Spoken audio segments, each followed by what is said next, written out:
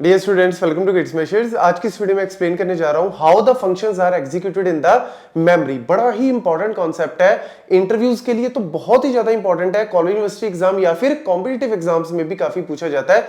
यहां पे हम बात करने जा रहे हैं कि मैंने C++ में फंक्शंस को लिखा, एक फंक्शन को या दो फंक्शन को या मल्टीपल फंक्शंस को यूज किया, वो किस तरीके से एग्जीक्यूटेड होती हैं और कैसे वो मेमोरीज के अंदर स्पेस लेते हैं, वो सारी कहानी आपको जाननी बहुत जरूरी है क्योंकि डीप के कॉन्सेप्ट है जो आपको पता होने चाहिए। तो देखो, सबसे पहले तो मेनली हमारे पास दो तरीके से मेमोरी यूज होती है, या तो होती है हमारी स्टैक मेमोरी या फिर हीप मेमोरी। स्टैक मेमोरी जो है ना वो हमारी स्टैटिक है, मतलब वो हमारी फिक्स होती है।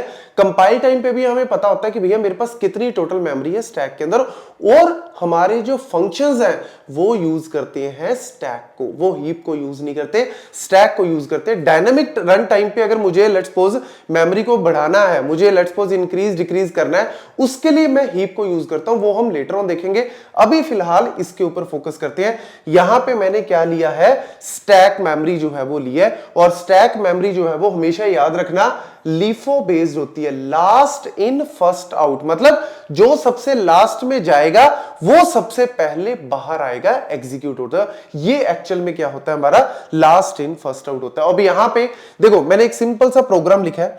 हमें पता है कि जब भी हमारे प्रोग्राम की एग्जीक्यूशन स्टार्ट होती है वो हमेशा मेन से होती है, तो मेन भी क्या है, मेरा फंक्शन है। तो जैसे ही मेरा यहां पे कंपाइलेशन स्टार्ट हुई, जैसे ही मैंने यहां पे मेन के ऊपर पहुंचा, तो तुरंत जो है वो एक स्टैक फ्रेम, या इसको बोल सकते हो आप एक्टिवेशन रिकॉर्ड, स्टैक फ्रेम भी बोल सकते हो या फिर एक्टिवेशन रिकॉर्ड भी बोल सकते हो। मतलब ये जो एक बॉक्स दिख रहा है ना, ये एक तरह से एक स्टैक का फ्रेम है या फिर एक्टिवेशन रिकॉर्ड है। अब पहला एक्टिवेशन रिकॉर्ड या स्टैक फ्रेम किसके लिए बनेगा, मेन फंक्शन के लिए बनेगा, तो तुरंत मेन फंक्शन आपका स्टैक के अंदर आ जाएगा। अब जब भी हमें कॉल करना होता है, जब भी ये एक्टिवेशन रिकॉर्ड या फिर स्टैक फ्रेम बनता है, इसमें मेनली क्या आता है, एक तो आ गया जी आपका जो भी आपने फंक्शन को कॉल किया है वो फंक्शन आ गया। अब उस फंक्शन के एसोसिएटेड अगर कोई पैरामीटर्स हैं तो वो पैरामीटर्स आ जाएंगे, अगर उस फंक्शन के एसोसिएटेड कोई लोकल वेरिएबल्स हैं तो वो लोकल वेरिएबल्स भी आ जाएंगे, और फाइनली रिटर्न एड्रेस भी आ जाता है कि भैया रिटर्न करके मुझे वापस कहां जाना है।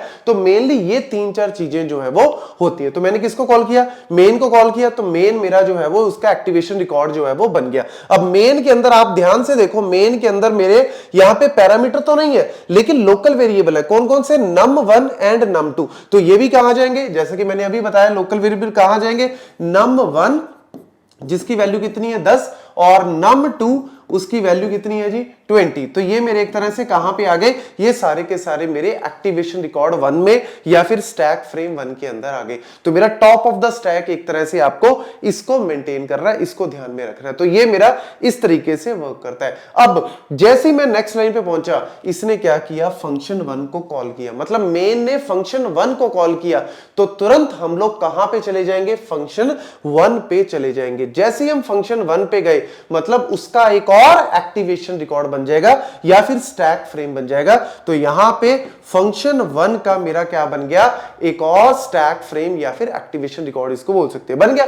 अब इसके अंदर मेरा नेम तो फंक्शन 1 है, इसके पैरामीटर कौन से हैं, A एंड B। तो यहां पे मेरे पास एक तो A आ गया और एक मेरा B आ गया, ये दो मेरे पैरामीटर्स आ गए। अब देखो यहां से मेरे num1 और num2 की वैल्यू जो थी वो मैंने पास कर दी, कहां पे, वो मैंने फंक्शन 1 में पास कर दी। तो यानी A में वैल्यू 10 आ जाएगी और B में वैल्यू ऑटोमेटिकली डिफॉल्ट वैल्यू जो है वो 20 जो है, डिफॉल्ट नहीं जो हमने पास की है वो वैल्यू इसके अंदर चली जाएगी। अब यहां पे एक हमने क्या ले लिया है जी, लोकल वेरिएबल ले लिया है सम नाम का, और उसके अंदर क्या चला जाएगा, a प्लस बी, मतलब 10 प्लस 20 क्या हो गया जी आपका 30 जो है वो उसके अंदर चला जाएगा। तो एक तरह से आप कह दो कि नेक्स्ट जो मेरा रिकॉर्ड है, जो मेरा एक्टिवेशन रिकॉर्ड है, उसके अंदर फंक्शन 1 का चला गया। अब इसने क्या किया, फंक्शन 2 को कॉल कर दिया। लो जी, फंक्शन 1 में फंक्शन 2 को कॉल कर दिया, तो तुरंत फंक्शन 2 का एक और एक्टिवेशन रिकॉर्ड या फिर स्टैक फ्रेम क्रिएट हो जाएगा, और उसके अंदर मेरे पास जो है वो क्या है,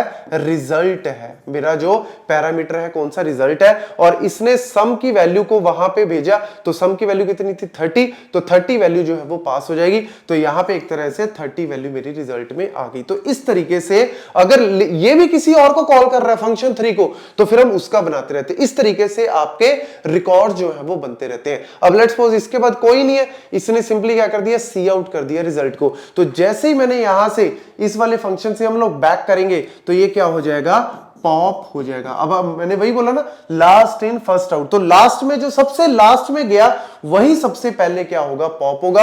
और पॉप हो गया और यहां पे सी आउट रिजल्ट मतलब 30 वैल्यू इसने जो है वो प्रिंट कर दी है। अब उसके बाद ये रिटर्न करेगा। अब आपको पता है इसके अंदर एक रिटर्न का एड्रेस होगा कि भैया रिटर्न होके कहां पे जाना है, ऑब्वियसली फंक्शन 1 पे जाना है। तो फंक्शन 1 में हम सारी लाइंस को एग्जीक्यूट कर चुके हैं। लेट्स सपोज अगर यहां पे और लिख दो आप सी आउट, अगर आप यहां पे भी लिख देते हो सी आउट, तो ये सी आउट यहां पे भी एग्जीक्यूट कर देगा। अगर कुछ नहीं है तो सिंपली इसको भी क्या कर देगा, पॉप कर देगा, मतलब यहां से जगह खाली हो जाएगी। फिर हम वापस मेन पे चले गए। फंक्शन 1 को पता है कि रिटर्न कहां पे करना है, किस एड्रेस पे करना है। रिटर्न में क्या होता है, एड्रेस होता है कि वापस किस जगह पे जाना है। तो मेन में चला जाएगा, मेन में आगे कुछ भी नहीं, अगर होता तो हम उसको भी एग्जीक्यूट कर देते, बट इसके अंदर कुछ नहीं है जी। तो लो जी, फाइनली मेन भी मेरा क्या हो गया, पॉप हो गया। तो इस तरीके से हमारा स्टैक फ्रेम जो है वो वर्क करता है। तो कहीं पे भी आपको पूछ लें कि किस तरीके से फंक्शंस एग्जीक्यूट होते हैं, कैसे स्टैक फ्रेम वर्क करता है, ये एग्जांपल आप आसानी से समझा सकते हो। Thank you.